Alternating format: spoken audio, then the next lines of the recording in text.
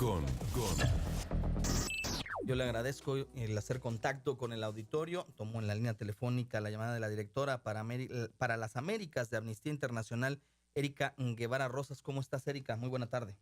Buenas tardes, Luis. ¿Cómo están? Buenas tardes a tu auditorio. Pues ante la serie de hechos que en contra de la población expresada en desapariciones, ejecuciones, la muerte de periodistas en Veracruz, Amnistía Internacional pues ha emitido una alerta por estos hechos. ¿Hasta qué instancias pretende llegar Amnistía y cómo tener certeza de que alguna de ellas en el plano internacional o alguna corte mundial puede parar esta barbarie?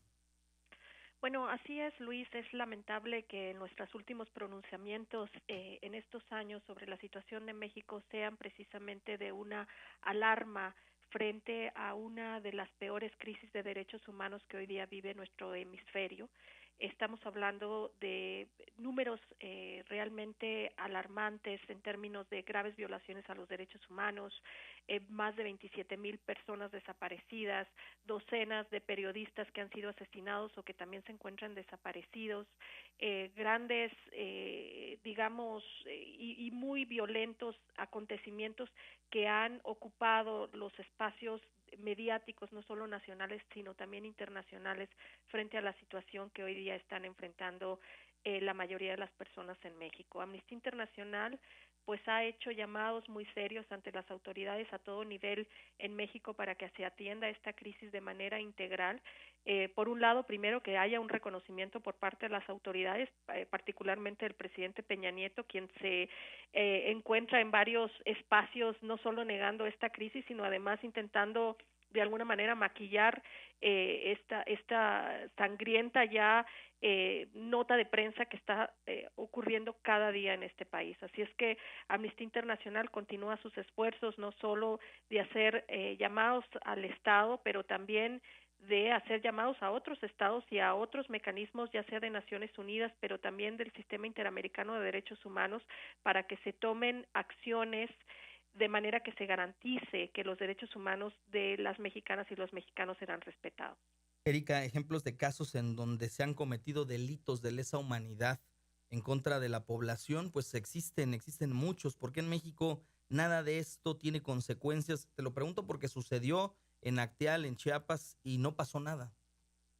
Bueno, sí es muy lamentable que en la historia reciente de México estamos hoy día simplemente contando de casos emblemáticos de graves violaciones a los derechos humanos sin que hayan consecuencias, y parte del gran problema que hoy día enfrenta México es precisamente ese nivel de impunidad, ese claro mensaje de que quien comete una violación al derecho humano, quien comete graves crímenes del derecho internacional de los derechos humanos, pues no tiene ninguna consecuencia, y eso particularmente ha permitido que estas violaciones se continúen dando. Hoy estamos hablando de ejemplos tan emblemáticos como el caso de la desaparición de 43 estudiantes de la Normal de Ayotzinapa, que ha continuado lamentablemente con otros casos como el caso de los jóvenes desaparecidos de Veracruz, el caso más reciente, y que parece que el Estado mexicano no está aprendiendo de sus propios errores y además no está tomando mejores prácticas en el caso de las desapariciones en México. Estamos ante un fenómeno de más de 27,000 personas desaparecidas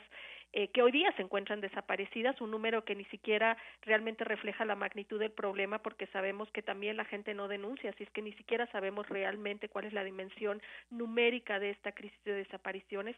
Y bueno, como te digo, los números siempre son alarmantes en cualquier caso, y particularmente pues lo que es más alarmante es precisamente que la respuesta del Estado ha sido no solo insuficiente pero también negligente.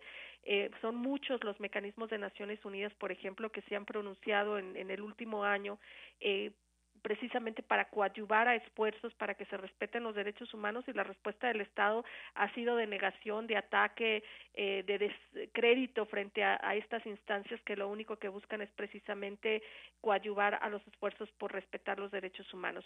Sin duda alguna, el camino continúa, son muchas las organizaciones de la sociedad civil y las víctimas de derechos humanos que están buscando justicia, ya sea a través de los órganos nacionales de impartición de justicia a través de los tribunales, pero también existen mecanismos internacionales de los cuales México tiene la obligación de responder precisamente por todas las obligaciones adquiridas a través de la firma de convenios internacionales. Así es que pues es una lucha por la defensa de los derechos humanos que continuará y que sin duda Amnistía Internacional seguirá acompañando precisamente porque consideramos que se tienen que dar condiciones de un cambio real en este país que hoy día está viviendo esta crisis tan profunda de derechos humanos.